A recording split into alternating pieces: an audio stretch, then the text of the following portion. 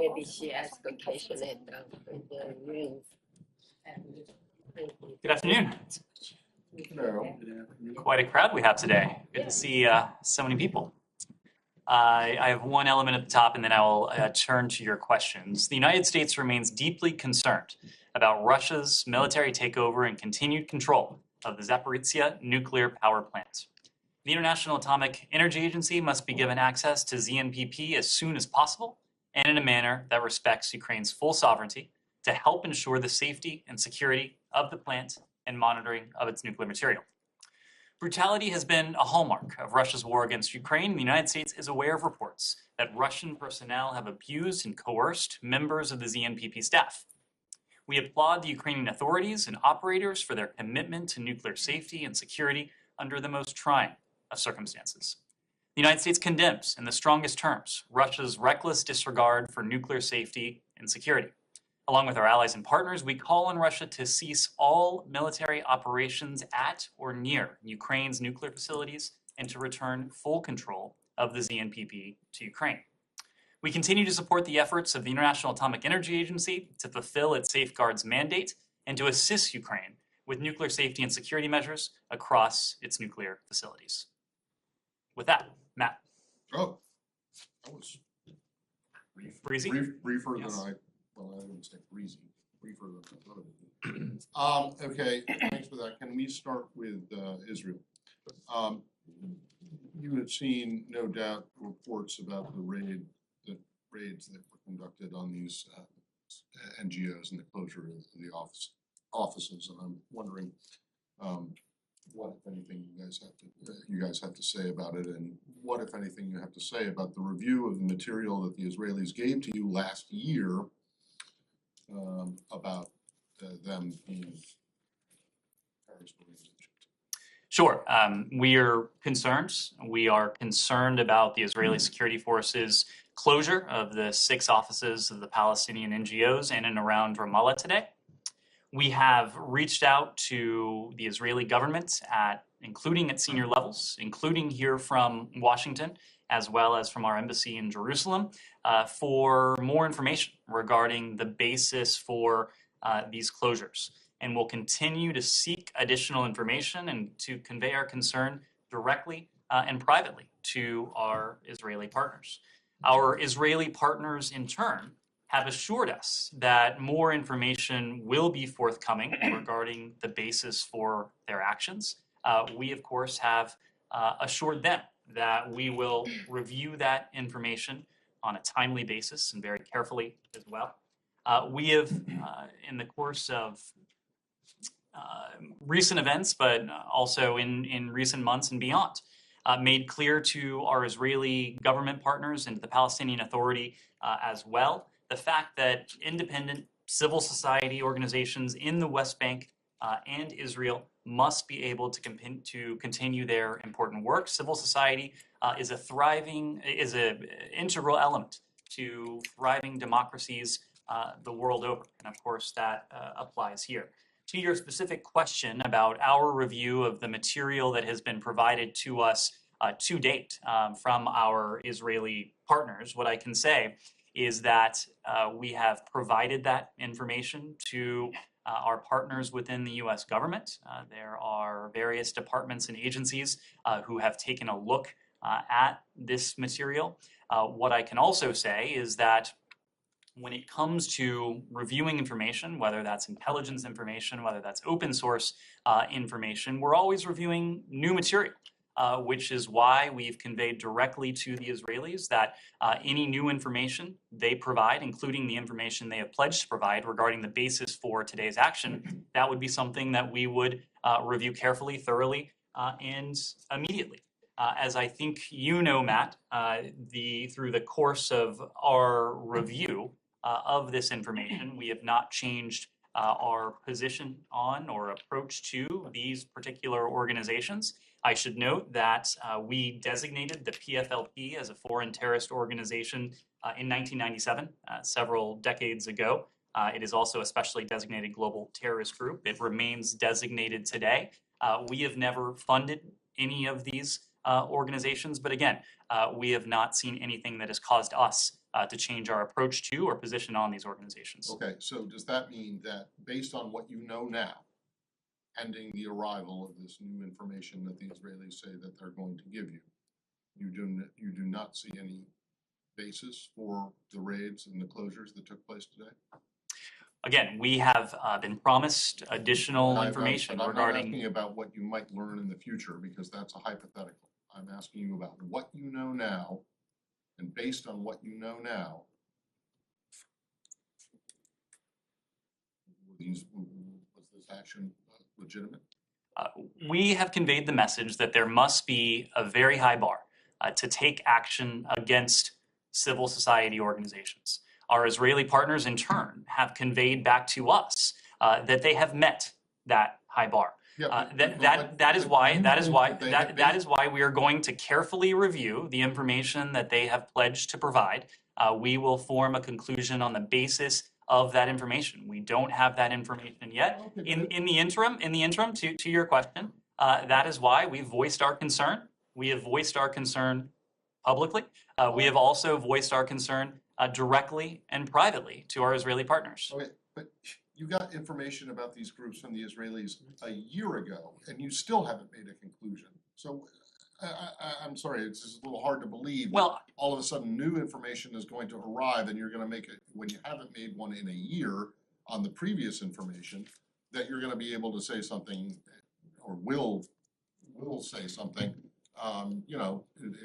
anytime soon. So Matt, a couple things. As I mentioned a moment ago, It's in a perpetual state of limbo. Well, as I mentioned a moment ago, Matt, we have seen nothing in recent months that has caused us to change our approach to or position on these particular organizations. But the other point is that when it comes to these matters, we are always reviewing new information.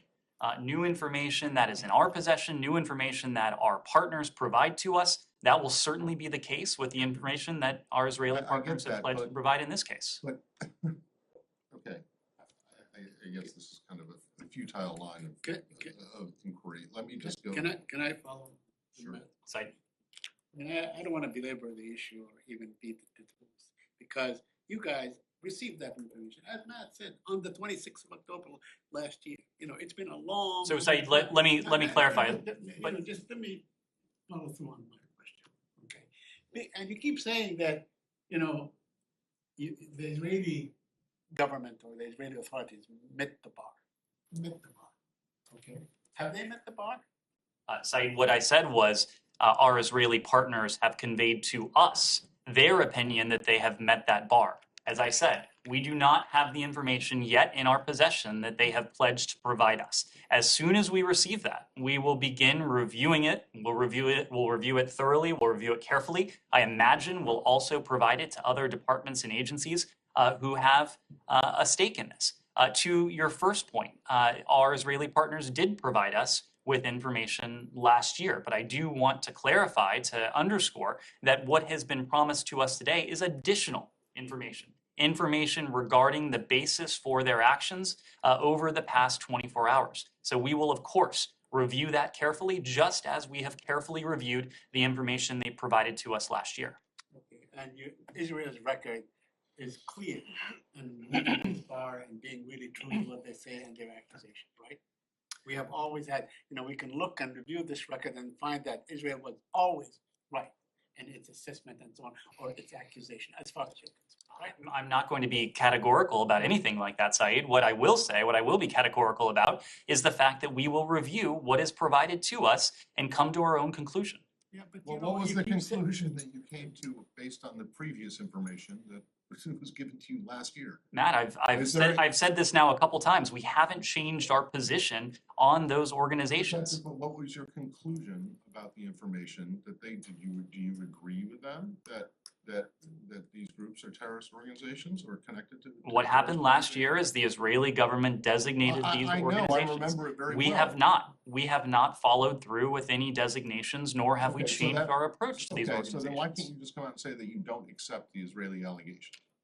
We are going to continue. Previous one. We are going to continue to review any information that's Well, have provided you to gotten us. anything since October of We've last year been and we've today? been promised information today. Yeah, but have you gotten anything since October and today that would make you, apparently not? As I just said, we have not changed our position on these Okay, organizations. so you don't believe the Israelis' information?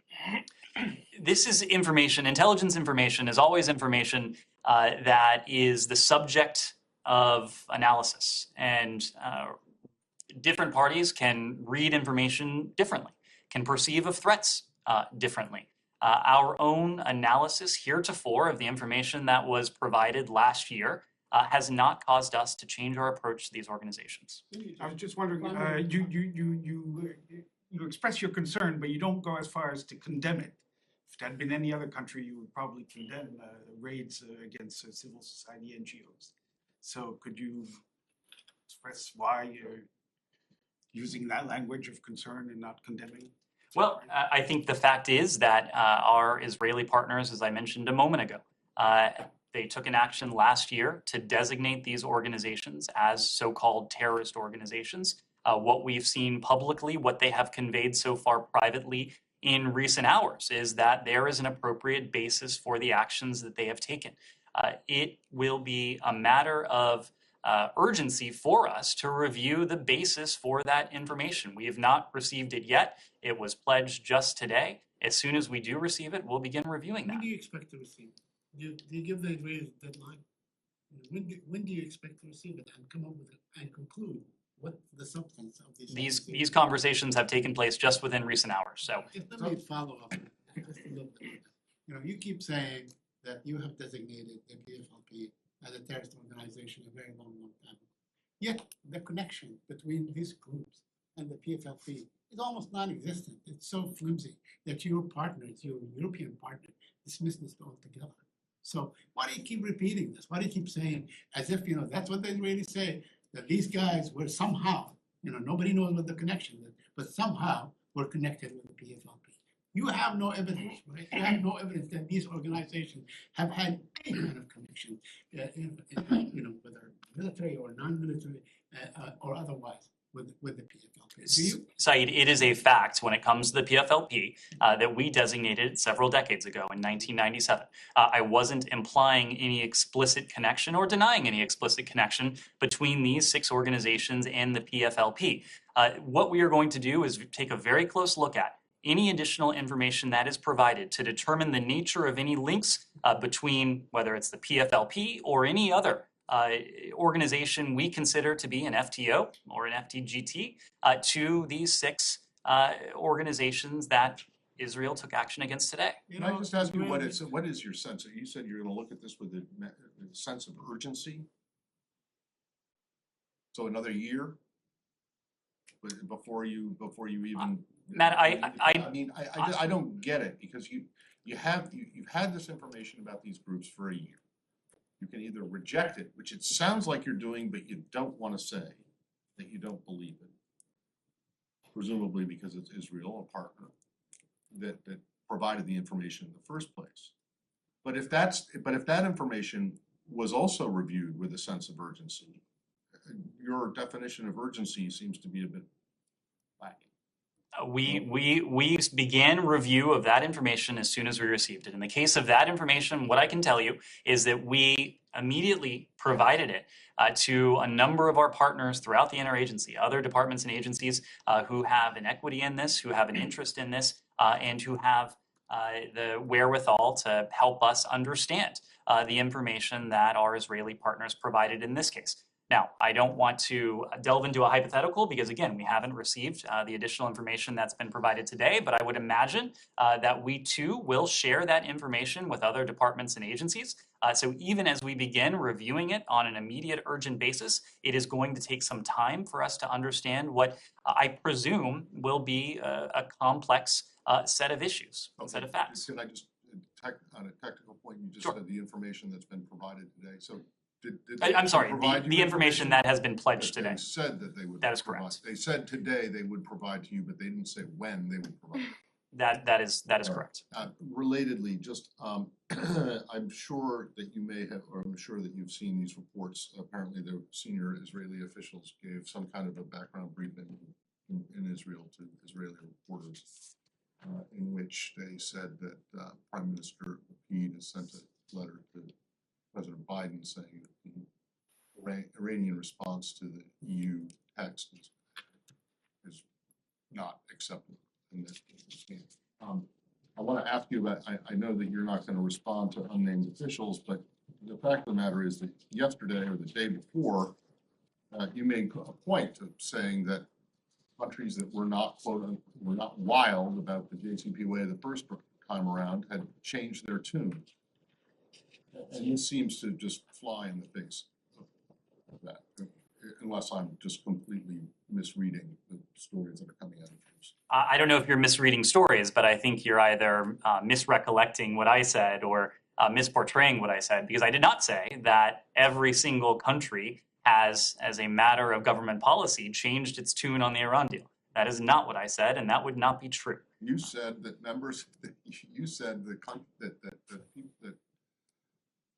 countries that were not wild about the nuclear deal in 2015, and then you specifically mentioned countries in the GCC, so the Gulf Arab states, and then you mentioned members of the security establishment in Israel. That is correct. Had changed their tune. That is correct. Well, in fact of the matter is that the government of Israel has not changed. But Matt, you just changed the subject of your sentence. You went from members of the security establishment to the government of Israel. Members of the security establishment in 2015, members of the Israeli, some members of the Israeli security establishment in 2015 also were okay with the deal. And the government, the elected government, was not. And I have not said anything about the position of the elected government, current or then, to the Iran deal. Their position on the Iran deal is quite clear.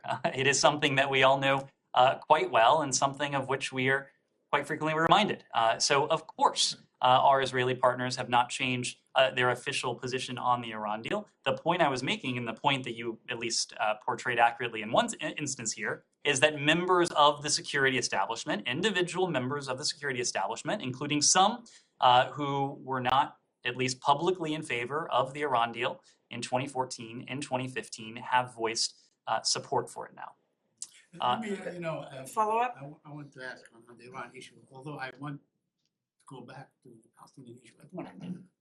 Since we're on Iran, you told our colleague today that you made it clear for Iran in the past that releasing Americans is a priority.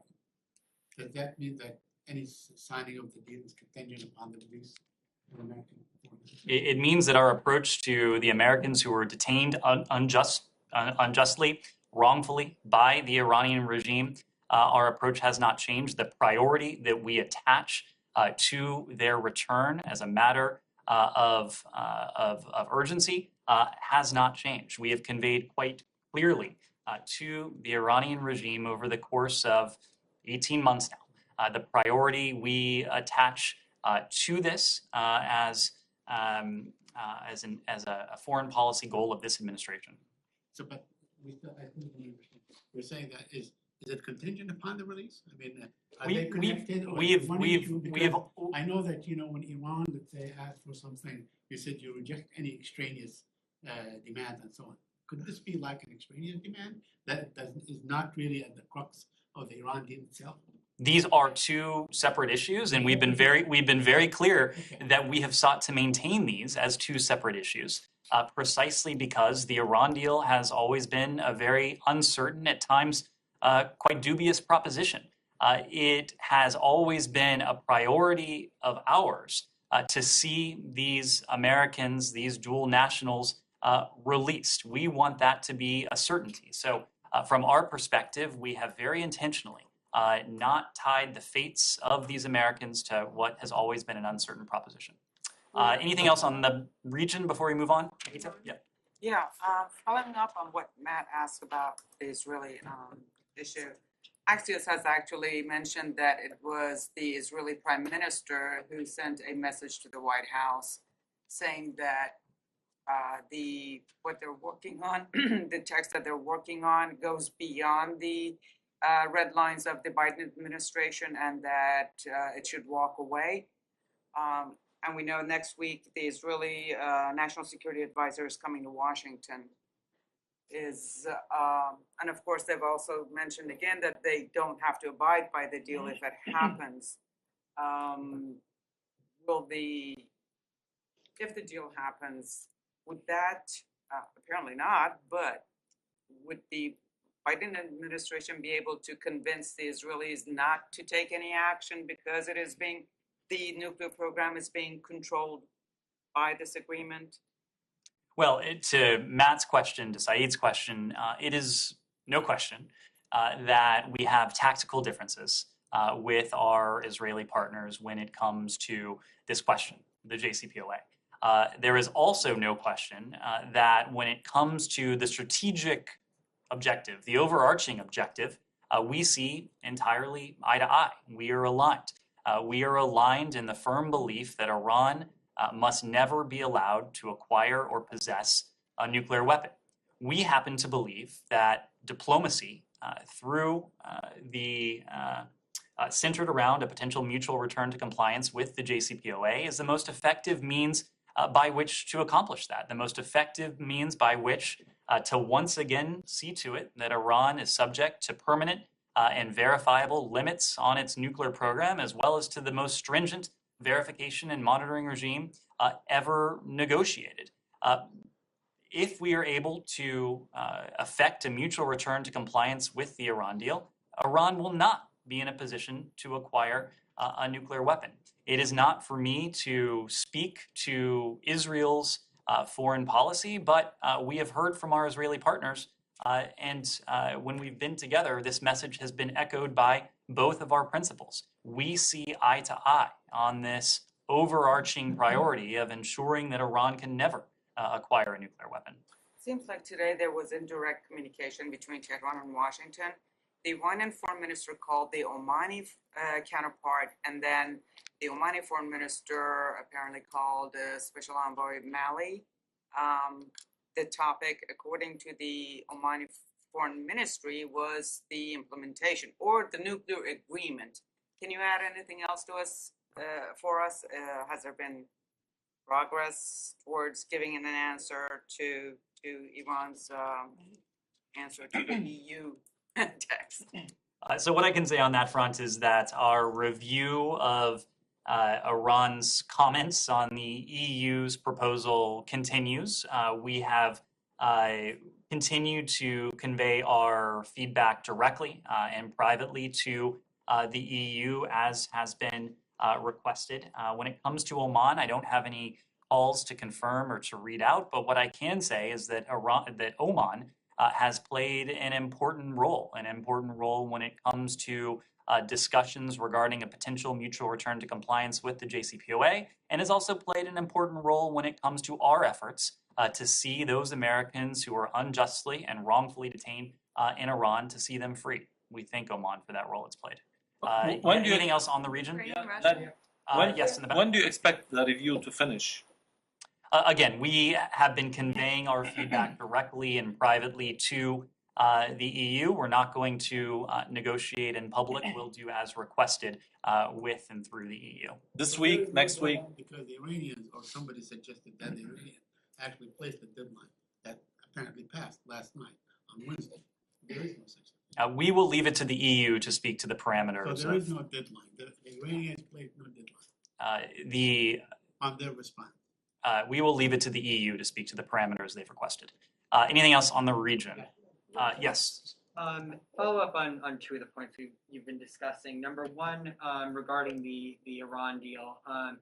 In that article that my colleague over here mentioned, there was a report that Prime Minister Lapid had conveyed to Ambassador Nyes that he's concerned that the U.S. is not fully aware of the concessions that were proposed within the EU framework that was proposed.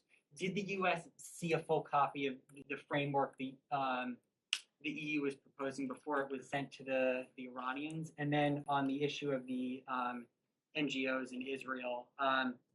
What is the bar for the U.S. to be able to say what evidence would it have to see to be able to sort of agree with the Israelis' allegation that these NGOs were front groups for terrorism?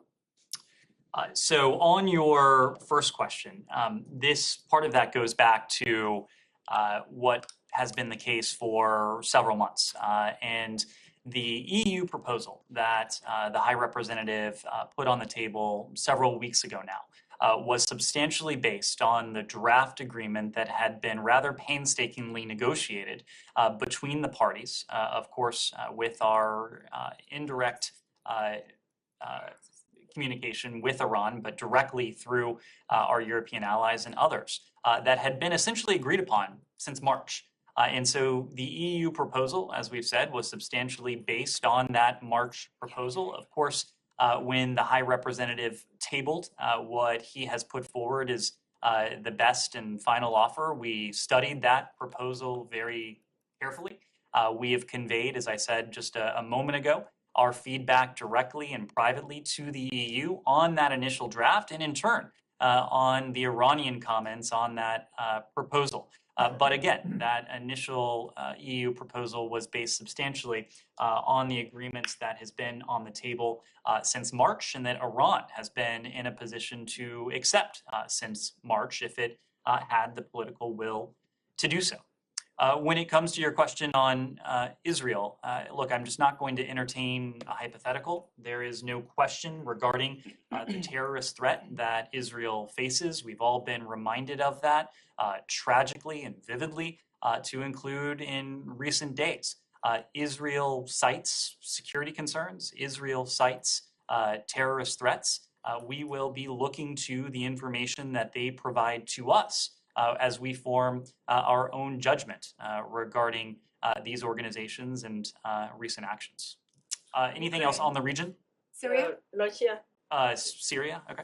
Right, thank you. I've recently been in northeast Syria, so I just wanted to pick your brains about a few things there. On the 20th of January, ISIS carried out, as you know, its biggest attack since it lost all of its territory when it tried to break out thousands of its members from a prison in northeast Syria. And as you also know, hundreds of people were killed in the battles. On the 22nd of January, you said that ISIS had been planning this attack for a year. If you knew that ISIS had been planning to attack that prison for so long, why were thousands of men, some of them allegedly the most dangerous in the region or the world, why were so many men kept in a makeshift prison that was once a school, where it was overcrowded and clearly a security risk? And just to follow up from that as well, we know that there were hundreds of children that were being held in that prison, and we know that some of them were killed. Yet nobody seems to have any figures. No one seems to be able to tell us how many of those children were killed. Do you know how many children were killed? And why did the United States, which leads the coalition, sanction children being indefinitely held in a prison that has been described by human rights organizations as Guantanamo on steroids? So there are a lot of premises and suppositions in your question, several of which are just not supported by the facts. When it comes to the region you're talking about, it is not exactly a permissive security environment. Of course, there are a number of threats, not the least of which is the threat that's posed by ISIS, the threat that manifested itself in the ISIS attack on that prison. Of course, no country has done more than the United States, working with the dozens, some 70 countries who are now part of the global coalition to counter ISIS that the United States started to put together in 2014, and we've continued in the nearly decade since to amass this coalition and to maintain it. Through that coalition, we've been able to make significant progress against ISIS, against its so-called territorial caliphate, including in parts of Iraq, more recently parts of Syria. We've been able to shrink the size of the territory that ISIS controls substantially, by some 90% by some estimates.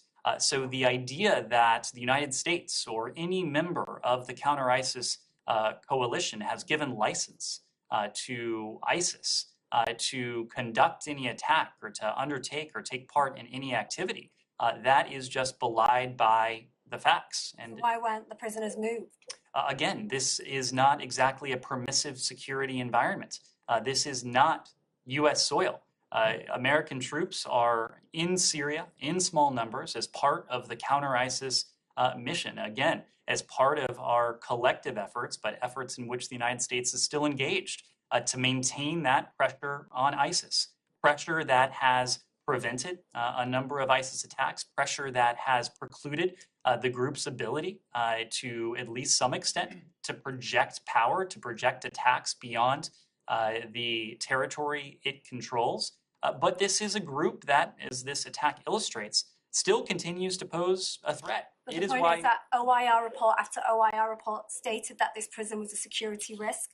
When I was there in 2020 and in reports previously, the SDF warned over and over again that they couldn't handle it, that security was an issue and that there potentially could be a prison break. There was an attempted prison break in 2021 as well. That was foiled before it happened. And we know that there was an opportunity to move them into a new facility that was funded by the Brits.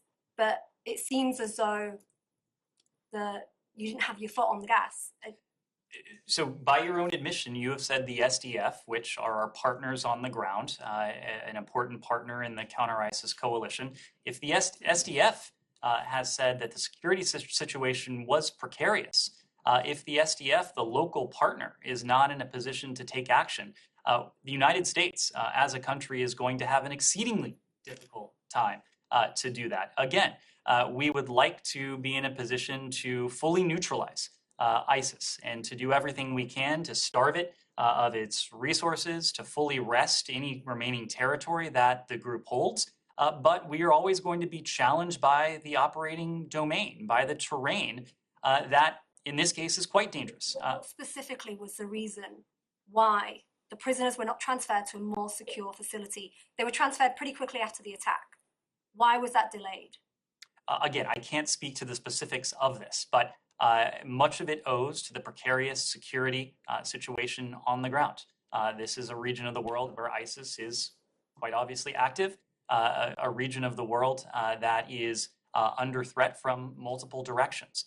So we may not have full freedom of movement, certainly the ability to do everything that we would like. That's including why we are in many cases dependent on our partners on the ground, including the SDF. So on the children, what about the children? Do you know how many were killed in that attack? Again, I don't have these details at my fingertips. But why do you not have that information? I mean, it's a pretty big deal, isn't it, to have hundreds of children who were kept in a detention facility in one of the most dangerous prisons in the world. You're asking me a very specific question about something that happened 8 months ago. I'm sorry I don't have that specific detail at my fingertips, but if we can provide it, we will. Yes. On the same issue, there was apparently an incursion by Turkish forces into northern Syria.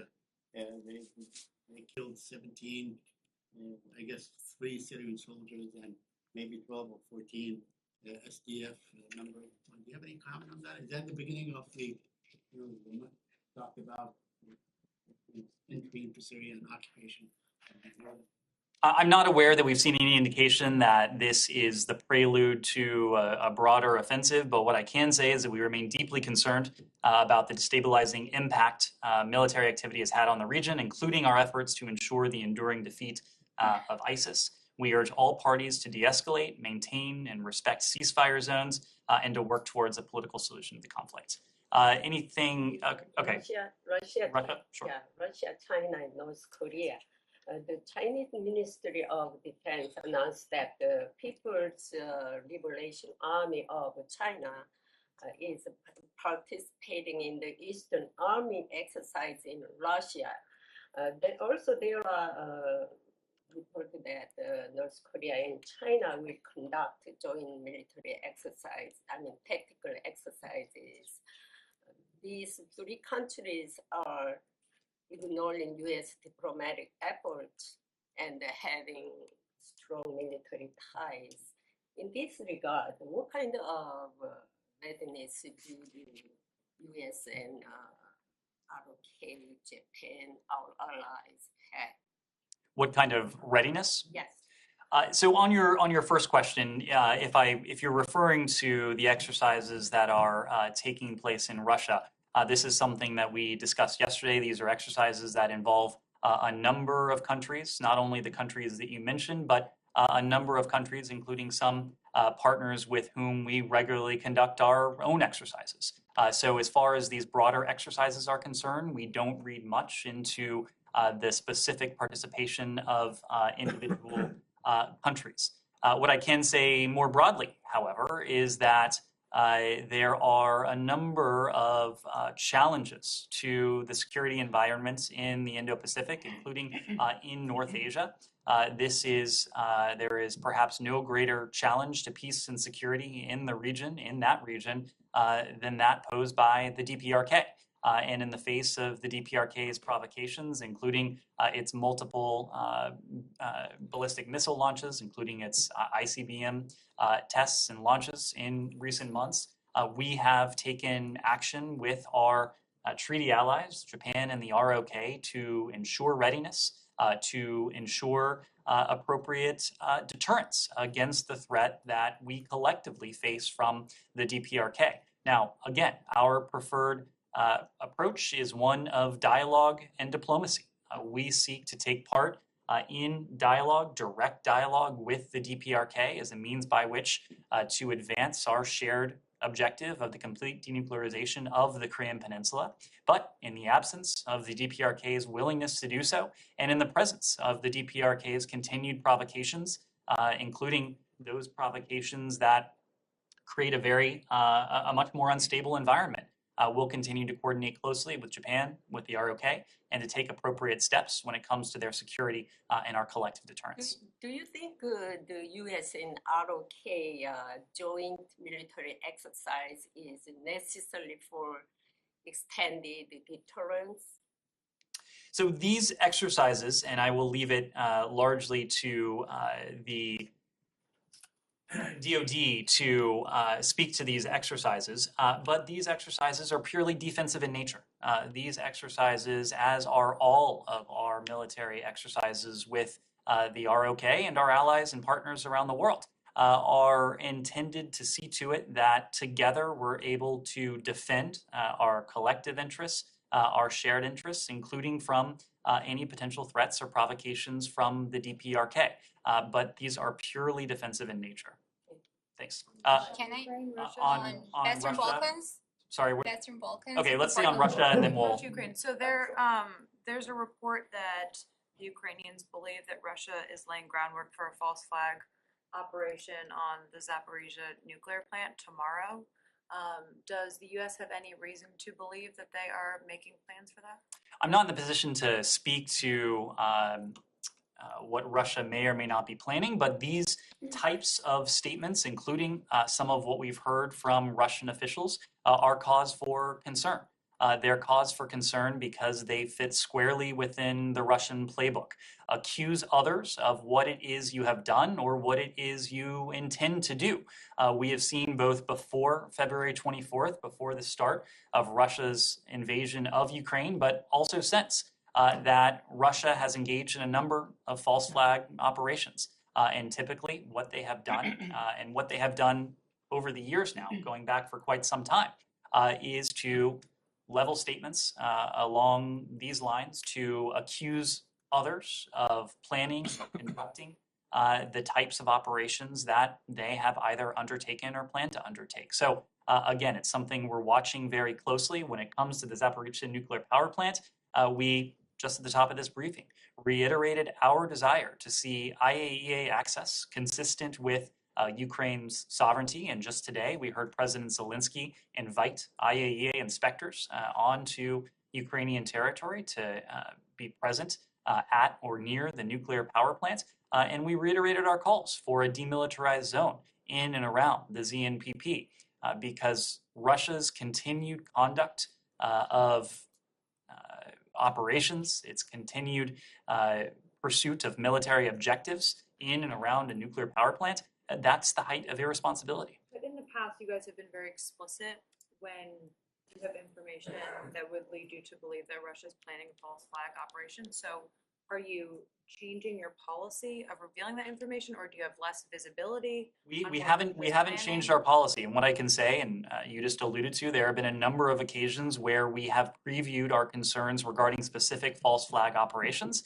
There have been times where we have had information in our possession regarding a potential false flag operation that, for whatever reason, we weren't in a position to speak to publicly. So I wouldn't read much into our posture regarding any specific planning or potential planning or lack thereof, but it is something, just hearing, that gives us concern. And just one quick follow-up while we're on Russia and nuclear issues. Is there any reason to believe that New START could be in jeopardy at this moment in time? Again, we see the value of New START. It is as valuable to us today, in some ways even more so than it has been in the course of its existence.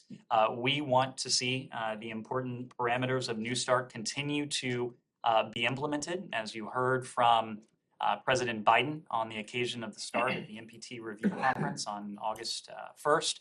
We are prepared, if Russia is willing to engage as a responsible nuclear power, to begin negotiating a new framework once New START expires in the coming years. So, but you didn't say if you believe it's in jeopardy or not. Is it on solid ground right now? You feel good about the treaty? Well, obviously, there are two primary parties to New START, the United States and Russia. Even during times of conflict, this conflict, we've been so far in a position to pursue the shared goals as spelled out under New START, the important goals when it comes to transparency and arms reduction. Again, goals that are just as important now as they were when New START came into existence. So if it is up to us, and we are going to continue to do everything we can to bolster New START and to see its key provisions preserved. Yes. Thank you. Two questions. My first question is the following. Today's EU-led dialogue between Serbia and Kosovo again reached a stalemate. Can you give us a sense of where things stand from the U.S. perspective, given that Mr. Escobar, officials from the State Department, was in Brussels today? Can you tell us more? And then I will have a follow-up. Sure. Do you want to ask your follow-up and I'll take both? After. Okay. So yes, you are correct that that Gabe Escobar, Deputy Assistant Secretary Escobar, is in Brussels. He is there as an observer. He is not there as a participant. So we will let the participants to these discussions speak in detail to their progress. Our understanding is that talks are ongoing. We, in partnership with the EU, are watching very carefully. We encourage both sides to use the dialogue effectively, and we urge the parties to remain at the negotiating table. As I said yesterday or the day before, we fully support this dialogue. We believe that it's important that both parties use these talks effectively to advance their discussion on normalized relations centered on the premise of mutual recognition. We would like to see progress made on implementation of past dialogue agreements, and we believe that, as a broad principle, dialogue and compromise are critical components of governance, including in the case of Kosovo and Serbia. Far from seeing compromise as a symptom or a reflection of weakness, we believe that it is essential to reach an agreement on the normalization of relations, which remains fundamental to both countries' aspirations for EU membership. We're hopeful that the leaders of Serbia and Kosovo understand the importance of moving forward, not backward, through this very EU-facilitated dialogue. So my follow-up question, I was told that the American ambassador to the EU that he gave a message from someone from the White House to the EU during the talks today. So can you confirm that? And if this is true, is this all the White House is doing, just sending letters through the EU? In other words, are you willing to get involved more directly in order to reach a solution? Well, there are a number of senior officials who are watching this very closely beyond the one senior official who is actually in Brussels physically observing these talks. I can assure you that this has high level of attention. Our ambassador to the EU, Ambassador Gittenstein, is one of the officials who's watching this very closely, but there are senior officials here who are doing so as well. I know that this is an issue that Secretary Blinken himself has spent quite a bit of his time personally invested in. So this is a priority across this enterprise from our representatives in the field and back here at home. I can follow up on Kosovo? No, I was going to go back to Russia. Oh, okay, sorry. Just to follow up on Kosovo. Would the U.S. be in a position or willing to pressure Pristina to delay the implementation of the measures on September 1st? It already happened once. They delayed it once, the visa restrictions and all that, and now it's stated to go into force September 1st. Would the United States be in a position to suggest to Pristina to maybe delay that again for a second time? Well, again, we believe that there needs to be a timely basis for these discussions. It's why we're pleased that these discussions started yesterday, are ongoing right now, because there are upcoming milestones that may have a bearing on the ability of these countries to carry this forward. We are going to remain engaged directly and privately with both our counterparts in Kosovo and in Serbia, as well as through our observation of the EU-mediated talks. But we'll leave the messages, any messages that we're passing to our partners in Kosovo and Serbia in private diplomatic channels. Yes. Just going back to Russia quickly, Russia's defense ministry said today that 3 warplanes equipped with hypersonic missiles have been relocated to its Kaliningrad region, according to Interfax. And Finland has also said today that 2 Russian fighter jets are suspected of violating Finnish airspace. How concerned is the State Department about these moves, and do you have any information about the potential violation of Finnish airspace? I would leave it to our Finnish partners, soon to be Finnish allies, to speak to any violations of their airspace. I think it is fair to say that we have seen Russia act aggressively and irresponsibly across a number of domains that go well beyond what they are doing to the territorial integrity and sovereignty of Ukraine. I've seen the announcements from the Russian Federation regarding the repositioning of their assets. They have, of course, portray this as a matter of prudent defense and deterrence. That, of course, is nonsense. Russia does not face a threat from NATO. Russia does not face a threat from Finland. Russia does not face a threat from any other country. It is Russia's aggression against Ukraine that is the cause of the brutal suffering in Ukraine, of the death, destruction we've seen in Ukraine. It is also the cause of the concern we have more broadly in the measures that we have taken to enhance, for reasons that are very obvious the world over, our defense and deterrence, the defense and deterrence of our partners in Europe, but also collectively of NATO. Well before Russia's invasion of Ukraine, we pledged that we would do a few things if Russia went forward with its aggression. We pledged that we would provide unprecedented amounts of security assistance to our Ukrainian partners. We've, of course, done that, some $10 billion to our Ukrainian partners in self-defense assets since the onset of Russia's aggression on February 24th. We have imposed unprecedented costs on Russia in the form of sanctions, export controls, other measures to exact a price on those responsible for this war and to starve Russia's war-making and war-fighting machine of the inputs that it needs. But we also said that we would enhance our own defense and deterrence and that we would take steps together with our NATO partners, but also under our own national auspices and authorities to do just that. Unless someone has something else on Russia, can I ask you about the Solomon Islands quickly? Sure. Anything else on Russia? Nope. Okay. The Solomon Islands are moving ahead with the plan to build Huawei mobile towers with a $100 million loan from Beijing. This comes just after Wendy Sherman was in the Solomon Islands. What's your reaction to this, and was this part of Sherman's conversations when she was there? It's always part of our conversations, the shared threats and challenges we have, including the threats and challenges that may be posed by technology, including telecom issues. These are regularly on the agenda. I'm not in a position to speak to her specific agenda, but these are conversations that we regularly have. It's important with our partners the world over that we have confidence in the security and the integrity of networks. And of course, Huawei has a track record as a vendor that is not in a position to provide the appropriate assurances that either the United States or our partners should require when it comes to network security. Yes, sir. Thank you, Ned. I would like to ask visa appointment waiting times in Turkey.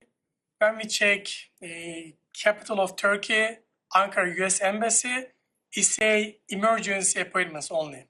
And when we check consul in Istanbul, applicants need to wait more than a year. Is there any specific reason for that? Why Turkish people have to wait too long? Unfortunately, this is a challenge that we faced around the world, and it's a challenge that owes primarily to COVID and some of the COVID restrictions that have been in place and some of the lingering effects in places where those restrictions have only recently been lifted. I can assure you this has nothing explicitly to do with Turkey. It's a problem that it's a challenge that we are addressing in Turkey equally as we are around the world, understanding that these COVID restrictions and some of the limitations on our workforce have led to extended wait lines for various visa classes, and it's something we're addressing with urgency. I know there are countries around the world where we've been able to shrink that wait time significantly, in some cases in half or more, but we will not stop working on this challenge until we are back to the baseline before COVID. But actually, when I check, Istanbul, the visitors visa 368 days, and students visa more than 300, almost 400, and non-immigrant almost 150. And when I check the countries around the Turkey, 5 days, only 5 days in Bosnia and Herzegovina. For visitors visa, Greece 7 days, and for Azerbaijan visitors visa 60 days. When I look around the Turkey, I can see they can get a visa easily. But in Turkey, are you short-staffed or do you have something more than COVID? Because when I check as you say, around the world we have problem, but especially Turkey more problem than the other countries. When I told the number, what is your comment about it? There are a number of factors that will go into visa wait times in any country around the world. Size of the population, of course, Turkey is a larger population than all of those or nearly all of the countries that you've mentioned. The size of our embassy community, specifically the size of our consular section, whether there are consulates in a given country. So I can assure you this is not a challenge that is confined to Turkey. We are doing everything we can, both in Turkey, in surrounding countries, and around the world to bring down these wait times, knowing that there are students, there are non-immigrant visa holders, there are diplomats and others. There are businessmen also, they cannot do investments. Businessmen and women, absolutely. Yes, lose money. Even the school is gonna start. The COVID, they have the pandemic, the college, they need some money, they need some students, unfortunately. And I got many phone calls about that. Even they cannot. I'm sure we do too. But when it comes to students, we of course put a priority on students before the beginning of the school year. We oftentimes do surge resources, knowing that students need to be in country. The fact that so many thousands upon thousands of students come to this country every year, it is one of our greatest advantages. The fact that students come from around the world, enrich our educational communities, enrich our country. We want to see that continue. We want to see that continue at levels that are as high as can possibly be achieved. Thank you. Yes. Okay. Yesterday, Assistant Secretary Creighton Brink said the U.S. has conveyed to China in every conversation that it does not seek or will not promote the crisis. But right after Speaker Pelosi's visit, we've seen a group of lawmakers just visiting Taiwan, and yesterday USTR just announced a new initiative on trade and investment. How can you convince China that the United States is not taking provocative actions?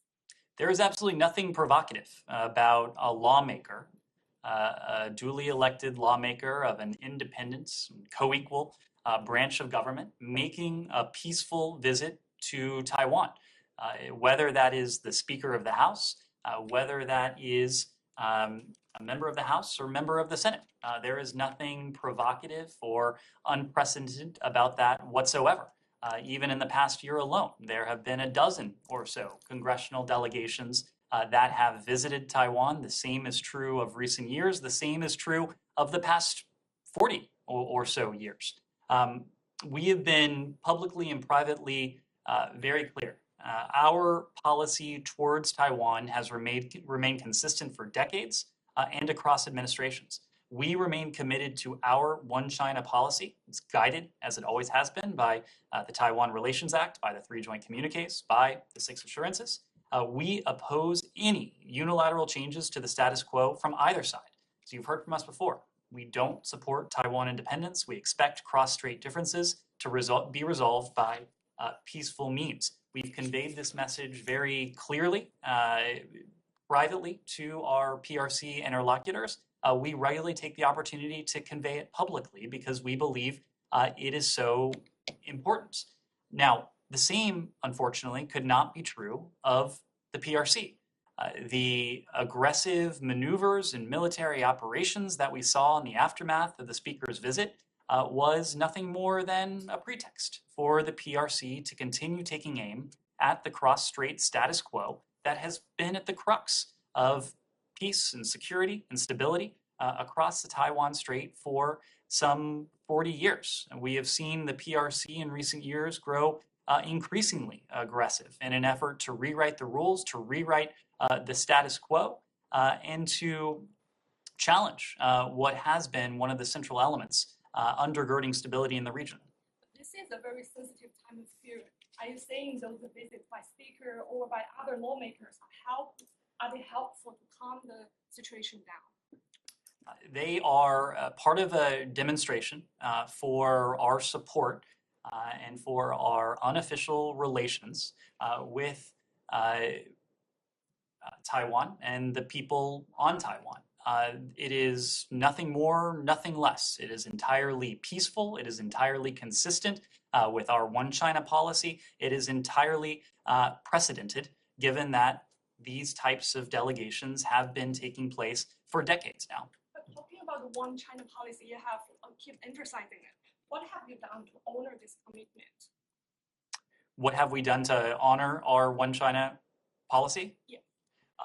Every element of our approach to Taiwan, to cross-strait issues, is centered on our One China policy. We have not done anything that runs contrary to our One China approach. We've been very clear about what that means in terms of our support for Taiwan, in terms of our lack of support for Taiwan independence. We have been nothing but transparent, but clear and stable in both our actions and our words as well. You know, the status quo in the past 25 years was there's no speakers visited Taiwan, and there were 4 speakers actually in the past 25 years who chose not to visit Taiwan. So who is breaking the status quo here by having the speaker going to Taiwan? At the center of the status quo is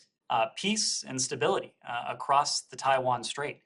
There is nothing that runs counter to the status quo with a peaceful visit by an elected lawmaker from this country.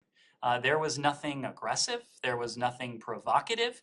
There was nothing unprecedented about Speaker Pelosi's travel.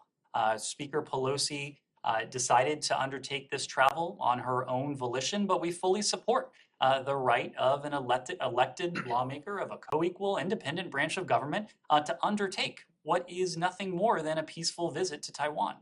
Lastly, what steps of the United States will you take to resume the normal relationship with China, or are we going to see this tick for tat for a long period of time? Well, the fact that you would portray this as even-handed, as having a degree of equanimity, I think is not the case. Of course, it is China, the PRC, that is part of its response to Speaker Pelosi's visit, that unilaterally cut off contacts, cut off cooperation in key areas, in areas that are important to us, but in areas that, in some ways more importantly, are important to the world. Take climate change. The fact that the PRC, again in the aftermath of what is a visit that has a precedent, that was peaceful, would cut off communication and coordination regarding climate issues. That is not punishment for us. That is punishment for the world. Because as the two largest emitters, the United States and the PRC, we have a special obligation, we have a special responsibility to engage in climate talks, to engage in climate cooperation. We are not going to be in a position as a global community to keep emissions down to the level necessary to forestall global warming that would be irreversible should the United States and the PRC not be in a position to cooperate together. The same could be true of other areas where the PRC has committed to cutting off cooperation. Drugs, for example, the fentanyl challenge is a challenge here, but of course it is a challenge around the world. So countries around the world want to see the United States and the PRC act responsibly, to work together where it is that we can and where our interests align. That is also what we seek to do. We've made very clear that there are discrete areas where we have overlapping interests with the PRC: climate, public health, non-proliferation, drugs and drug precursors, for example. All of those are areas where cooperation is in our interests, it is in the PRC's interest, but it is also in the global interest. And it's a real shame, and countries around the world feel this, when the PRC unilaterally cuts off contact, cuts off coordination in those or other key areas. Chinese ambassador to the United States, Qin Gang, actually rejected what you just said on climate. He said China is going to keep its commitment on climate, and the United States can represent the world. What's your response to that? The United States can represent in the world on climate because China is going to keep its commitment to. He said that we can represent the world? You can't. Can't. We don't purport to represent the world. We purport to represent the world's second largest emitter. The PRC is the world's first largest emitter. So of course it stands to reason that we have to work together, given that together the United States and PRC and the PRC produce the lion's share of global emissions. If we don't work together, we are not going to be in a strong position to keep climate change, the threat, the specter of climate change at bay. Okay. Need a quick. Has anyone not asked a question? Yes, sir. Yes. Yeah. Please. Yeah. Okay. Hi, Christine from the UPVC. Thank you. So President Yoon Suk-yeol said at a press conference on the 100th day of his inauguration that the Korean-Japan relationship is important in global security in the future. And I quote, "In the process of solving the issue of forced labor, we're looking for compensation without the issue of sovereignty conflict that Japan is concerned about." What is U.S.'s response to that? There are, well, one, let me start with the importance of the trilateral relationship. There are a number of challenges, including first and foremost, the threat posed by the DPRK's ballistic missile and nuclear weapons program that neither of our countries could effectively confront alone. We work very closely bilaterally with Japan on the DPRK. We work very closely bilaterally with the ROK on the threat posed by the DPRK, but we also recognize that the trilateral relationship and trilateral cooperation is indispensable if we are going to effectively confront this threat, because it is a collective threat that the DPRK poses to our alliance, the alliance that we have with the ROK, the alliance we have with Japan, but also to our collective trilateral interests. We have had a number of occasions, including recently at the G20 to have high-level, ministerial-level engagements with our Japanese and South Korean counterparts. We've done so at the leaders level as well, the first time in several years that there has been a trilateral engagement at the leaders level with President Biden. Understand that there are historical differences and issues that are sensitive to both countries. And we encourage Japan and the ROK to continue that dialogue, to continue to address those difficult historical issues so we can be most effective together when it comes to that trilateral coordination. Yes, sir. Yesterday, you said the sanction will continue unless North Korea alter its fundamental approach.